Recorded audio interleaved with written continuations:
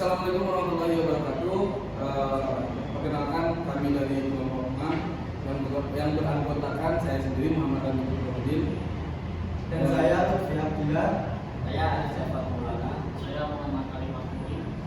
Kelompok 6 ini kami akan membahas terkait model psikoterapi eksistensialisme humanistik.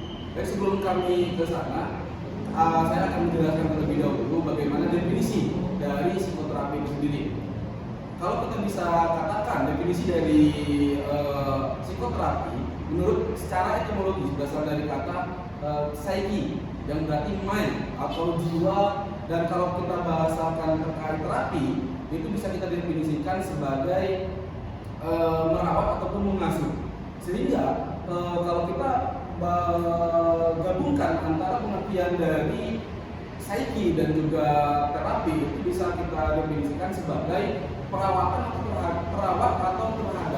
terhadap aspek kejiwaan seseorang melalui apa? Melalui metode psikologi.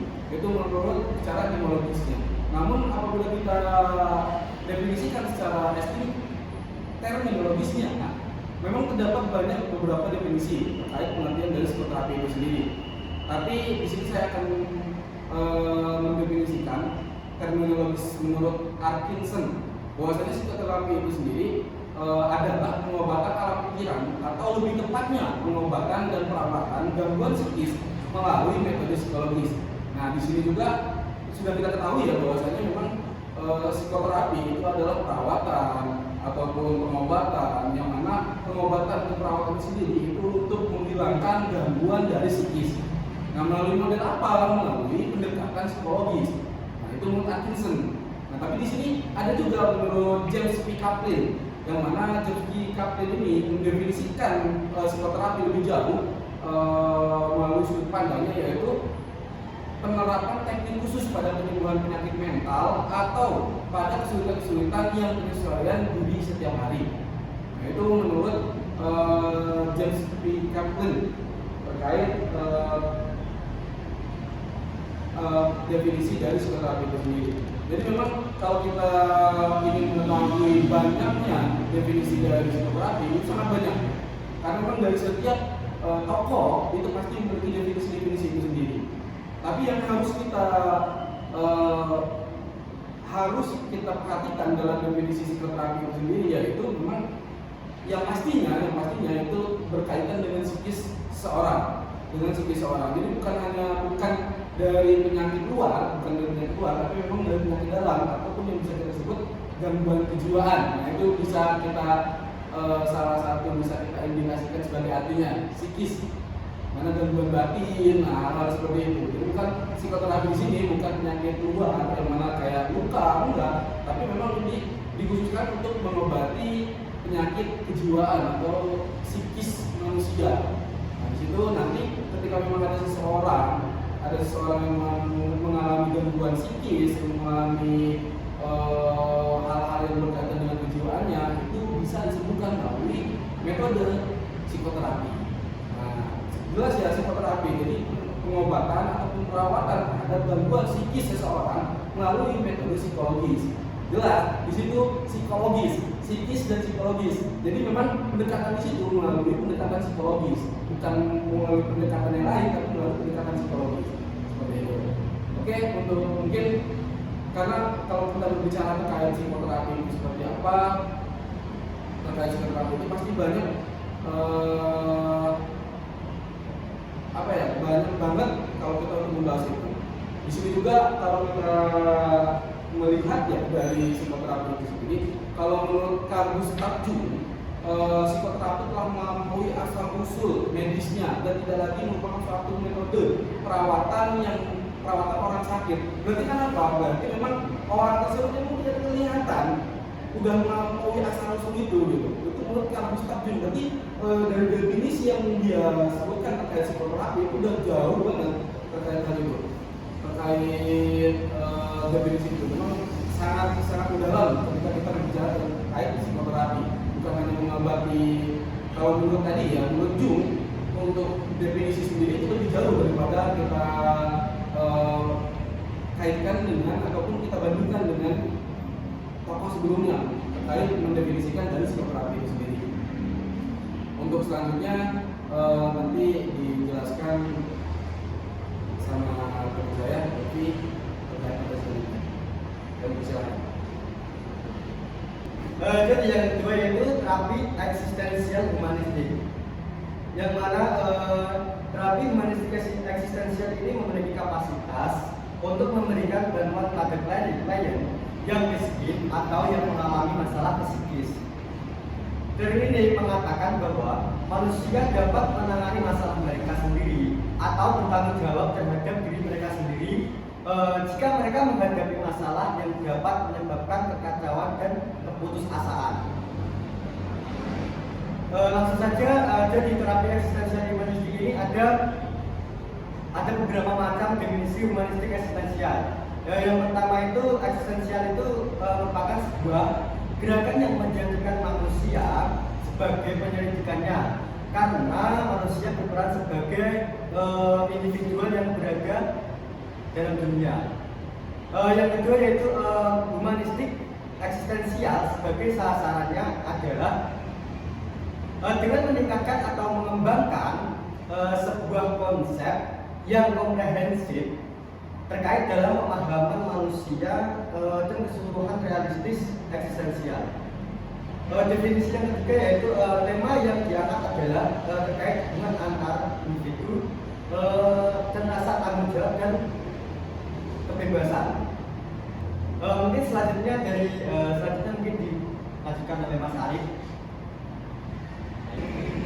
Baik, saya lanjutkan yang ketiga yaitu psikoterapi eksistensialisme humanistik.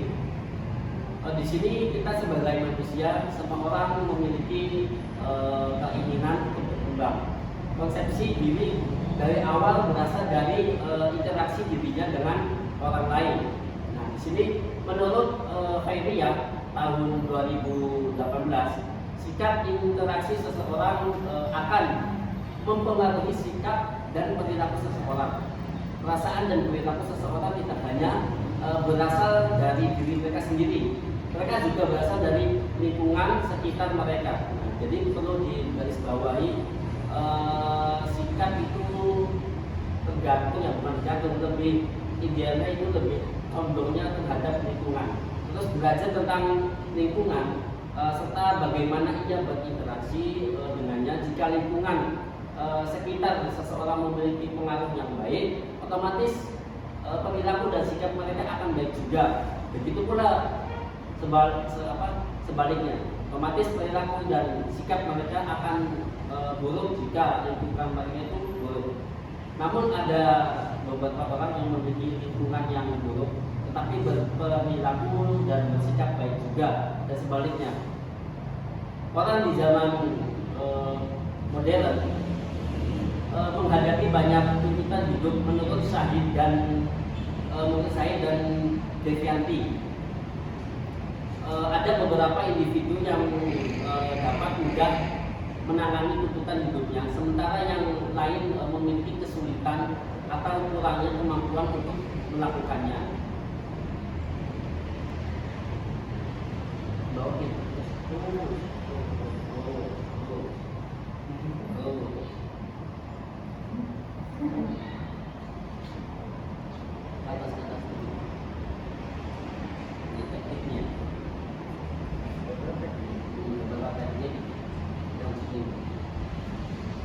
Baik, saya lanjutkan. Ini ada beberapa teknik konseling humanistik, di antaranya yaitu dapat menciptakan sebuah hubungan yang baik di antaranya konselor dengan klien. Tujuannya apa?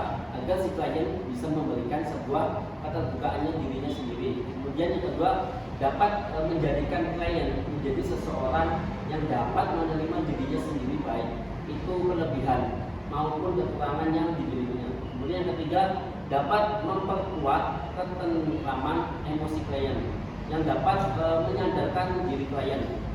Mungkin dari saya itu akan dilakukan dengan saudara Ali. Selanjutnya saya akan jelaskan ke humanisme. Psikologi humanistik masih sangat baru, tetapi akarnya ada dalam filsafat dan sejarah psikologi. Psikolog seperti Alford terus ada James dan Murray dan Roger. Itu disebut ketika seseorang berbicara tentang humanisme. Perspektif humanis mengatakan bahwa orang-orang diberi kebebasan untuk memilih cara mereka untuk mengaktualisasikan diri dan mengembangkan potensi yang ada pada diri mereka. Mereka adalah individu yang asli dan unik. Menghargai kualitas mereka akan memungkinkan Anda untuk memahaminya, dan kesadaran akan pengalaman individu akan memungkinkan Anda untuk memahaminya. Oleh karena itu, apa yang disebut sebagai konstruksi ilmiah yang didasarkan pada percobaan, data atau norma tidak berfokus pada penyakit. Selanjutnya, psikologi eksistensial tidak melihat individu dalam pencarian fakta dan menolak perspektif Freudian yang mekanis. Eksistensialisme menjadi sangat populer pada saat itu karena banyak orang yang terganggu oleh masalah besar.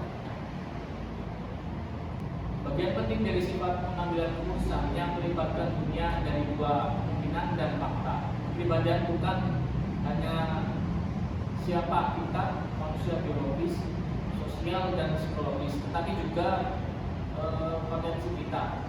Banyak eksistensialis percaya bahwa pengambilan keputusan adalah serangkaian keputusan tak terelakkan. Satu orang dapat memilih ini atau status quo yang berarti perubahan dan tidak terlihat dengan masa lalu.